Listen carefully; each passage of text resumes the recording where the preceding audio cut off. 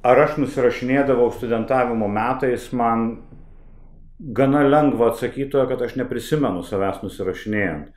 Galbūt dėl to, kad aš studijavau humanitarinius mokslus ir ten nelabai yra kaip nusirašyti, tai ne tai kaip mokykloje ten per matematiką pasižiūri ir tau kažkas tai parodo teisingą arba neteisingą atsakymą ir tu įrašai. Aš nežinau, aš visą laiką buvau toksai pakankamai keistas ir man atrodė absurdiška mokytis egzaminui. Ne todėl, kad aš būčiau be galo sąmoningas, man šiaip nusispjauti ant to egzamino rezultatų buvo.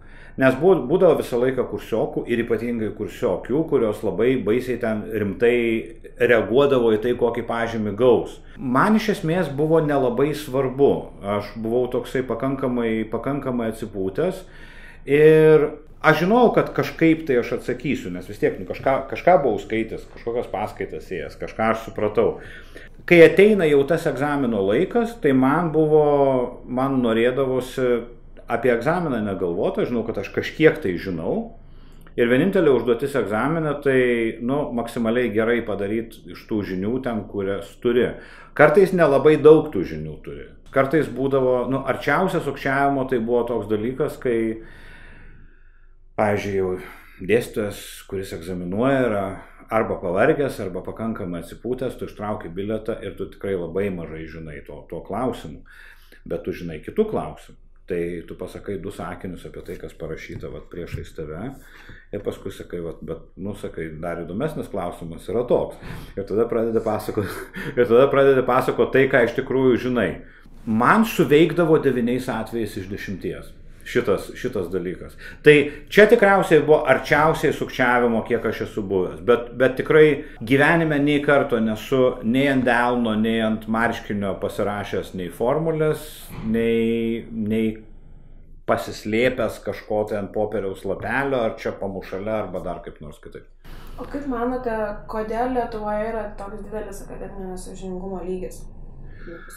Man atrodo, kad čia yra neteisingai suprasto tikslo klausimas. Jeigu žmonės mokosi dėl diplomo, tai paskui atitinkamai nieko keisto yra, kad jie eina į egzaminą dėl egzamino, ta prasme dėl pažymio. Jeigu viskas, ko tau reikia, yra pažymys, jeigu viskas, ko tau reikia po 4 metų ten bakalauro diplomas arba ten paskui magistro, tai tada tos priemonės pateisina tikslą. Nes iš tikrųjų, koks skirtumas iš tikrųjų, jeigu tau pačiam yra nesvarbu kažkokias tai ten žinias gauti, tai eik ir nusirašinėk, ta prasme, koks yra skirtumas. Ta prasme, man norėtųsi jaunus žmonės nesustabdyti nuo nusirašinėjimo, man norėtųsi labiau jaunus žmonės sustabdyti nuo beprasmių studijų, kurių jiems nereikia. Todėl, kad dabar visiems yra juokinga ir faina, bet man taip atrodo, niekada nepamirškite apie tai, kad po 10 metų jūs būsit tos nuobodžios tetos, kurios rašo į komentarus, kad Delfyje ar 15 minučių, kad aš turiu 2 diplomus ir manęs niekas nesamdo į darbą. Tai dėl to, kad tu mokėsi, ko niekam nereikia ir tau pačiam nereikėjo, ta prasme, ir tu neteisingai darai tą sprendimą. Taip, kad man atrodo, kad susumuojant, sukčiavimas egzamino metu tai yra ne blogybė pati savaime, bet tai yra didesnės blogybės požymis, tai yra neįsisąmoninto buvimo, kam aš esu tam universitete ir ko aš ten atėjau. Ir iš tikrųjų, man sakykime, mokslai Vytauto Didžiojo universitete, man jie davė daugiau, ta prasme, su kiek aš žmonių susipažinau, tiek dėstytojų, tiek bendramokslių, negu kad kažkokie tai formalūs pažymiai arba dar kažką. Aš dažniausiai neprisimenu, kokią aš ten tą pažymį buvau gavęs, buvo visokių, ta prasme, gerų, blogų, bet man tai nebuvo esmė. Paskutinis klausimas, ko jūs norėtumėt palinkėti mūsų universiteto studentams? Man labiausiai norėtųsi tikrai, kad žmonės nesureikšmintų šito mokslo proceso.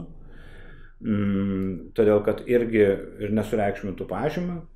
to, kad yra antiek žymiai svarbesnių dalykų. Yra dalykai, su kuo jūs susipažįstat, prasme, kokius, sakykime, ten gyvenimiškų pamokų išmokstate, bendravimo įgūdžiai. O tokie dalykai, kurie bus su jumis visą likusį gyvenimą ir kurie jum padės arba trukdys. Taip, kad aš linkiu, kad būtų daugiau tų, kurie padeda, o ne tų, kurie trukdo. Ačiū Jums. Ačiū.